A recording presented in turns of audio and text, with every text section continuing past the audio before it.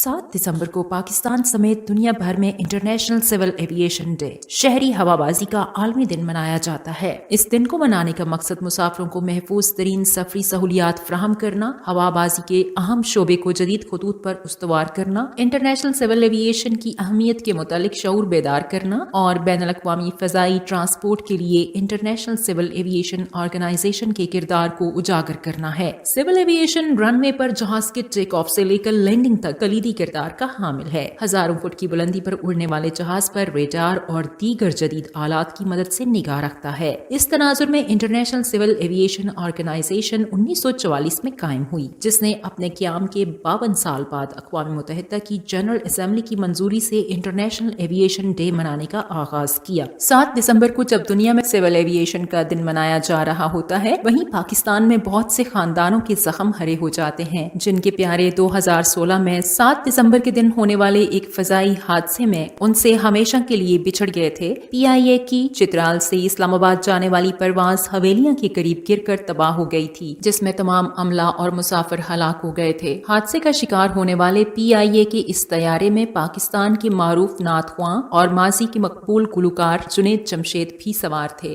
जुनैद जमशेद अपनी अहलिया के हमरा चित्राल में तबलीगी दौरे के बाद इस्लामाबाद जा रहे थे। वो 3 सितंबर 1969 को कराची में पैदा हुए। उनके खानदान का ताल्लुक पाकिस्तान एयरफोर्स से रहा है, जिसकी बिना पर अहले खाना की कोशिश थी कि जुनैद जमशेद भी फौजी बने। वो फौजी तो ना बन सके, मगर उन्होंने लाहौर की UET से मैकेनिकल इंजीनियरिंग की डिग्री हासिल करने के बाद कुछ अरसा पाक फजाइया में सिविल कंट्रैक्टर की हैसियत से काम जरूर किया। मौसीकी को कैरियर बनाने के लिए उन्होंने मुलाजमत से इस्तीफा दे दिया और मिली नगमा दिल दिल पाकिस्तान गाकर आलमी शोहरत हासिल की। उनके ग्रुप वाइटल साइंस को भी इस मिली नगमे से पहचान मिली। साल 2002 में अपनी चौथी और आखिरी पॉप एल्बम के बाद इस्लामी तालीमात की जानिब उनका रुझान बढ़ने लगा। साल 2004 में जुनैद जमशेद ने गुलकारी छोड़ने और अपनी जिंदगी तबलीगी कामों के लिए वक्फ करने का ऐलान किया।